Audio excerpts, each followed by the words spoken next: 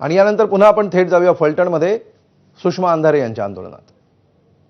हे डॉक्टर आहे, याला तोंडाला स्कार्फ बांधावा लागला. त्यांना माहिती आहे ना प्रॉब्लेम. तरी पण सर मदत नाही झाली. मी माझ्या परीने जो आतापर्यंत तपास केला तो ॲक्युरेट क्लिअर तपास केलेला आहे. नाही ह्या लेकराला पोस्टमार्टमच्या ठिकाणी थांबू पण दिलं नाही. हा डॉक्टर आहे, हा अडाणी नव्हता. नाही थांबू. डॉक्टरच्या टीमचा डिसिजन आहे. आपण त्यांना तुमच्या समोर कम्युनिकेट केलं होतं ना प्रमुख सर, इन कॅमेरा रिक्वेस्ट केली होती आपण कळवलं होतं का नव्हतं डॉक्टरांना? ऑटोप्सी झाल्यानंतर सांगितलं की इन कॅमेरा होऊ शकली नाही म्हणून. अगोदर त्याची कल्पना दिली गेलेली होती. आम्हाला नव्हतं सांगितलं सर असं काही. तुम्ही स्वतः सोबतच होते नव्हतं. मी ऑटोप्सीला मला इथे FIR थांबवण्यासाठी पाठवलं. त्या दिवशी तुम्ही इथं थांबले होते FIR देण्यासाठी. तुमचे बाकीचे नातेवाईक गेले पण होते. इन कॅमेरा आमची रिक्वेस्ट होती, पण इन कॅमेरा झालं नाही पोस्टमॉर्टम. आणि इथे परत आल्यानंतर जे ऍडिशनल SP मॅम आहेत त्यांनी आम्हाला असं सांगितलं की इन कॅमेरा झालं नाही म्हणून. आम्ही तेव्हा विचारलंही. ओके. नाही, हे जे पोलीस आहेत आरोपीला पाठीशी घालतात फलटण मध्ये. नाही आता हे जे चार लोक आहेत ज्यांचे उल्लेख आहे, 6 लोक सॉरी DYSP तुम्ही पीडितेचे CDR लीक करता. आम्ही लीक केले नाहीत मॅडम. ते मग ते कसे गेले? मग तुषार दोषींनी केले का? कुणी लीक केले? तुषार दोषी मॅडम तपासासंदर्भातल्या काही ज्या गोष्टी आहेत ते मी आपल्याला या ठिकाणावरती बोलू शकत नाही. तपासाचे अधिकारी म्हणून मला त्याचं बंधन आहे. कोर्टाला मला त्याची मान्य. मला मान्य की आपण बोलू शकत नाहीत. मग जर आपण तपासातली गोष्ट बोलू शकत नाही, आपण तपास अधिकारी असून सुद्धा चाकणकर बाई कशी बोलू शकतो? काय अधिकार आहे तिला? तुषार दोषी बाजूला बसले होते की नाही? मग तुषार दोषी खरेच आडनावाचे आणि नावाप्रमाणे दोषी आहेत का? त्यांनी असं केलं? तुषार दोषी इथले SP असताना चाकणकर बाईला त्यांनी काय एवढं बरळू दिलं? तुषार दोषींचा अधिकार एवढा नव्हता का की चाकणकर बाईंना त्यांनी अडवा? खरं तर ते इथं असायला पाहिजेत. ते का आले नाहीत समोर? राज्यव्यापी आंदोलन आहे. त्यांनी तुम्हाला कशाला तोफेच्या तोंडी द्यावं? मी मॅडम विभागाचा DYSP आहे. मी तपासिक अधिकारी आहे. त्यामुळे सर पण आपण ऐका, एकीकडे आपण DYSP आहे, विभागाचा अधिकारी म्हणताय, दुसरीकडे आपण तपासिक अधिकारी आहे. दुसरीकडे आपण म्हणताय की माझ्या अधिकार कक्षेत अमुक एक आहे, अमुक अर्धा दूर उडाली त्याने. दुसरीकडे आपण म्हणताय की नाही माझ्या अधिकार कक्षेत ही बाब नाही, माझ्या अधिकार कक्षेत ती बाब नाही. मग अधिकार कक्षेत कुणाच्या बाब आहे? आम्ही वाटल्यास सर 2 दिवस थांबतो बाबा इथं. आता ह्याच्या पुढे काय बोलायचं? सर, अंशुमन धुमाळ जो इमिजिएट ऑफिसर आहे, doctor Anshuman, medical superintendent MS आहे, या डॉक्टर अंशुमन धुमाळला अजूनही त्याच्यावर आरोपपत्र का दाखल झालं नाही? DYSP राहुल धसवर का बरं आरोपपत्र दाखल झालं नाही? DYSP राहुल धस, जायपात्रे आणि पाटील याला डिपार्टमेंट वाचवतंय का? आणि जर डिपार्टमेंट वाचवत असेल तर डिपार्टमेंटने केलेल्या तपासावर आम्ही कसा काय विश्वास ठेवायचा?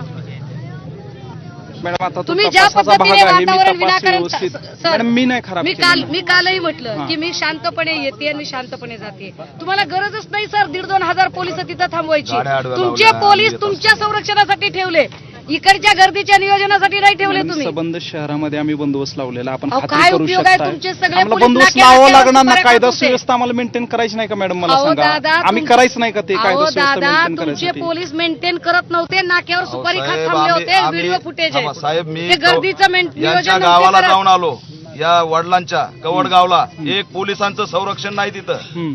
त्यांच्या हत्याकांड झाल्यावर कायदा सुव्यवस्था बिघडणार नाही महाराष्ट्राचा. आज त्यांना एकही संरक्षण नाही. कसे आले? DYSP Rahul Dhas, MS Anshuman Dhumal, API Jaypatre, PSI Patil आणि 2 P सुनील महाडिक 1 आणि 2 PA शिंदे आणि नागटिळ या लोकांवर आरोपपत्र दाखल होणं गरजेचं. ते आरोपपत्र तुम्ही कधी दाखल करणार? कसं दाखल करणार? तुमच्या अधिकार कक्षेत नाही तर तुम्ही कसे तपास अधिकारी सर? मॅडम, मी तपासाबाबतच्या ह्या गोष्टी आपल्याला या स्टेजमध्ये सांगू शकत नाही. आपण दिलेलं निवेदन मी घेतोय आणि या अनुषंगाने मी पुढचा व्यवस्थित तपास करतो. जी हँडरायटिंग आहे ती तिची नाहीये.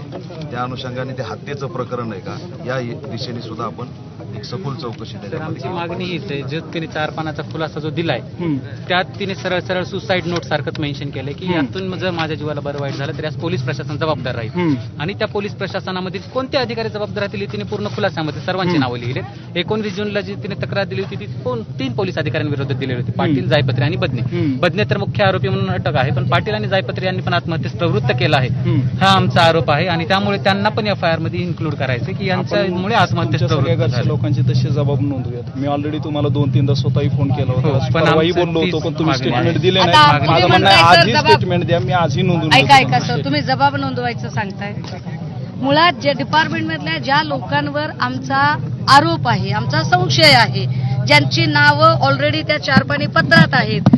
जर त्यांची नावच आरोपपत्रामध्ये नसतील तर आमच्या अजून जबाबाला तपास काय चालू अर्थ आहे राहील? ना. अजून दोषारोपपत्र तयार झालं नाही ना. तपास 8 दिवस झाले. तपास कंटिन्यू चालणारी प्रोसेस आहे. तपास चालू आहे. नाही, तपास बंद तपास- झालेला नाही ना मॅडम. हा, म्हणजे असं आहे ना की नाही, तपास आता चालू आहे तर याच्यावर अजून सर या मी खरंच स्टेजवर 8 खूप बोलू दिवस शकते. पण तपासावरती बोलणं योग्य नाही. आपल्याला वारंवार तीच सर विनंती मी करतो की तेच आपण- म्हणते की तपासावर बोलणं सर, योग्य नाही. माझे- हीच गोष्ट चाकणकर आणि जयकुमार गोरेला कुणीतरी सांगा ना की तपासावर बोलणं योग्य. मी समजू शकते सर. I respect. तपास अधिकाऱ्याचे जे गुपित ठेवण्याचे पुरावे ते सुद्धा लीडरला जयकुमार गोरे कोण? पिस्मार खान जे फक्त उच्च कोण? हा न्यायालयामध्ये टिकोजीराव. त्यांनी त्याचा दिलं काय संबंध होता जयकुमार गोरेचा? पाहिजे. या तपास जयकुमार अधिकाऱ्याचे गोरे चारित्र्य मीडिया ठरवणार सुद्धा का? check करा. जयकुमार गोरेने स्वतःचं बघावं आधी चारित्र्य काय आहे ते.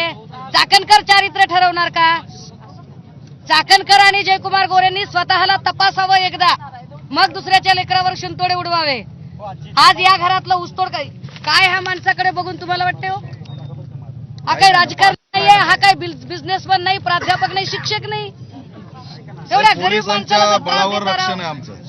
आणि इथं राजकीय दबाव असेल तर तसं सांगा साहेब. राजकीय दबाव आहे का इथं पोलिसांवरती? पद्धतीनं योग्य सर दिशेने आणि चालू आहे. हॉस्पिटलचा डीव्हीआर सॉरी हॉटेलचा जो सीसीटीव्ही फुटेज आहे तो डीव्हीआर जप्त केला असं सांगितलं हो, होतं. जप्त मग केलं. त्या मालकांनी प्रेस कॉन्फरन्स घेऊन फुटेज कसं काय बाहेर काढलं? त्याचं मी उत्तर ऑलरेडी आपण तुमच्या ज्या शंका आहेत कुटुंबियाच्या तपासासंदर्भातल्या त्या मला इथं पब्लिकली डिस्कस करता येत नाही. परवा जशी आपण तुमच्या कुटुंबियांसोबत चर्चा केली, आपण 4-5 लोकांनी परत मी तुमच्या सगळ्या प्रश्नांची उत्तरं देतो. तुम्हाला ते जाणून घेण्याचा हक्क आहे, पण मी पब्लिकली नाही सांगू शकत.